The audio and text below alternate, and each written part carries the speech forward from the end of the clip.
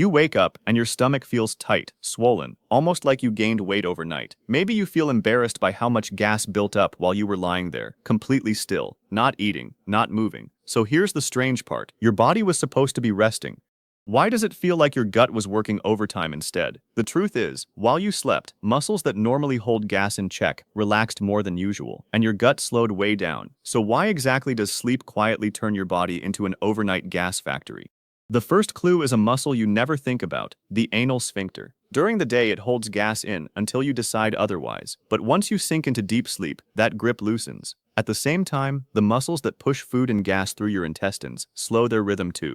Digestion that would normally keep moving during the day now crawls forward at a much slower pace. With the exit relaxed and the transport system sluggish, gas that would normally pass in small amounts throughout the day instead has nowhere to go.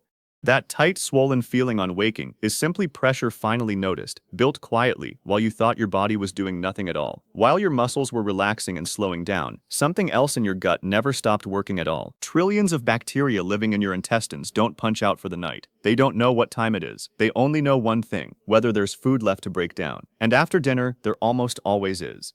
Think about what's actually sitting in your intestines a few hours after a meal. Not everything gets fully digested by your small intestine. Certain fibers, certain sugars, certain starches pass through mostly intact, and they end up in the large intestine, right where your gut bacteria live. Those bacteria treat that leftover material as fuel. They break it down through fermentation, a slow chemical process that produces gas as a natural byproduct. This isn't a glitch. It's not your body malfunctioning.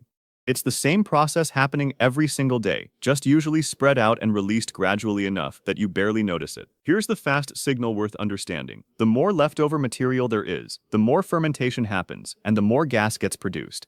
A light, early dinner leaves relatively little behind for bacteria to work with. A late, heavy, or high-fiber dinner, the kind loaded with beans, cruciferous vegetables, or rich sauces, leaves considerably more raw material sitting in the intestines when you finally lie down. That gut bacteria don't discriminate. They'll ferment whatever is available, for as long as it takes. Now layer in the slow signal, which is your body's broader shift into deep rest. This is bigger than just feeling sleepy. When you move into deep sleep stages, your nervous system dials down activity across almost every muscle group in your body. Your jaw goes slack, your shoulders drop, your breathing slows and evens out. This isn't limited to muscles you can consciously feel relaxing.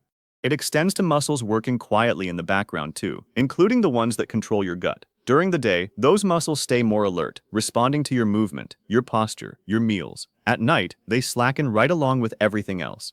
This is exactly why nighttime, specifically, is when this buildup happens, not daytime rest, not sitting quietly on the couch after lunch. Deep sleep is a distinct physiological state. Your body isn't just resting during deep sleep, it's undergoing a full-body loosening that daytime relaxation never fully matches. That's the missing piece connecting how you feel in the evening to how you feel by morning. And here's where the mismatch becomes clear once you see it. Your body treats deep rest as a safe, controlled state, a place where it can lower its guard, loosen its grip, and stop actively managing certain functions. But your gut bacteria treat leftover food as unfinished business. They don't pause because you're asleep. They don't slow down out of consideration for your comfort. Your brain and your body are, in every meaningful sense, asleep. But your intestinal bacteria are still actively metabolizing whatever remains from dinner, working through it exactly as if nothing about the day had changed. Two systems, two timelines, operating independently inside the same body. There's a physical piece to this mismatch too, one that has nothing to do with muscles or bacteria, and everything to do with simple positioning. Lying flat changes more than your comfort level. It changes the actual path gas has to travel through your intestines. When you're upright during the day, standing or sitting, gravity helps gas rise and move along more predictably. It has a clearer route, but when you're lying horizontal for hours, that route shifts. Gas moves differently through a body lying flat than through a body standing or sitting. It can settle into different pockets of the intestine, travel at different angles, and get rerouted in ways that make it more likely to sit and accumulate rather than pass smoothly. So picture all of this happening at once. The muscles that would normally hold gas in check are looser than they'd be during the day. The muscles that would normally push gas along are moving at a fraction of their usual pace. Gut bacteria are still fully active, fermenting leftover fiber and sugar from dinner, and the physical position of your body has shifted how gas even travels in the first place. None of these factors on their own would cause much noticeable discomfort, but together, converging in the same several hours, they change the entire equation. The result is that gas doesn't get released gradually in small amounts throughout the night, the way it might during an active day. Instead, it quietly pools, it pressurizes, it builds in the background, while every outward sign suggests nothing at all is happening. This is the downstream effect that explains that tight, swollen feeling waiting for you the moment you wake up. And this effect isn't fixed or identical every single night. A single, occasional bloated morning is often just this ordinary overnight process, behaving exactly as expected. But a heavier, later, richer dinner the night before gives bacteria significantly more material to ferment, which means significantly more gas accumulating by morning. A light, early meal tends to leave you only slightly bloated, while a late, indulgent dinner can leave you noticeably tighter and more uncomfortable the next day. The mechanism itself doesn't change. What changes is simply how much fuel you're handing it before the muscles slow down for the night. So if the sphincter loosens and the gut slows down and bacteria keep working through the night, does that mean you're just stuck with it until morning? Not entirely. There's actually a natural off switch built into this whole process, and it's simpler than you'd expect. It's movement. It's waking up. Once you start stirring, stretching, sitting up, your nervous system shifts gears again. Sphincter control comes back online. Peristalsis picks up its pace. That first stretch, that first walk to the bathroom or the kitchen, often triggers the release of gas that spent hours quietly building pressure while you were still. This is why the tight, swollen feeling on waking rarely lasts all day.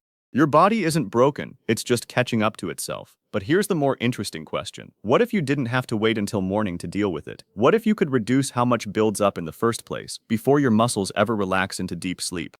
This is where timing becomes useful, not as a rule, but as a lever. If your gut gets more hours of active motility before bedtime, it has more time to move food along and clear out material before things slow down for the night. Less leftover food sitting there means less for bacteria to ferment while you're deeply asleep and unable to release the pressure. Something as simple as eating dinner 2 to 3 hours before bed, rather than right before you lie down, gives your gut a genuine head start. And it's worth saying clearly, none of this means something is wrong with you. The same relaxation that lets your whole body recover overnight, that lets your muscles finally let go after a long day, is the exact same relaxation that loosens control over gas. It's not a flaw. It's the trade-off that comes with deep, restorative rest. Your gut isn't malfunctioning when you wake up bloated. It's just running the same overnight process it runs every night, based on how much raw material you left it to work with. So if you want to actually notice this mechanism in your own body, here's a simple way. Try shifting dinner earlier for a few nights. Nothing drastic, just enough breathing room, 2 to 3 hours before you go to bed. Then, in that first hour after waking, pay attention.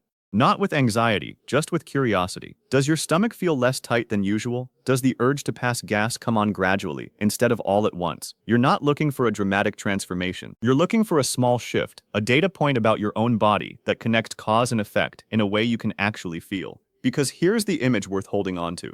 Picture your body lying completely still at night, breathing slow, muscles slack, looking for all the world like nothing is happening.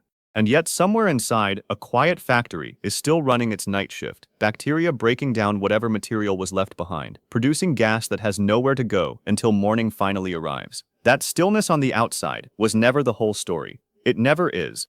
So the mystery from this morning, the tight stomach, the embarrassment, the feeling that your body somehow worked harder while resting than while awake, it wasn't a malfunction, and it wasn't in your head. It was 2 systems on 2 different schedules, one relaxing for rest, the other still finishing a job you gave it at dinner. Giving your gut a head start before bedtime is a little like turning off the fermentation line before the night shift even begins. There's simply less material left for that quiet factory to work with once the lights go out. Try moving dinner a bit earlier tonight, and tomorrow morning, just notice. That's it. That's the whole experiment.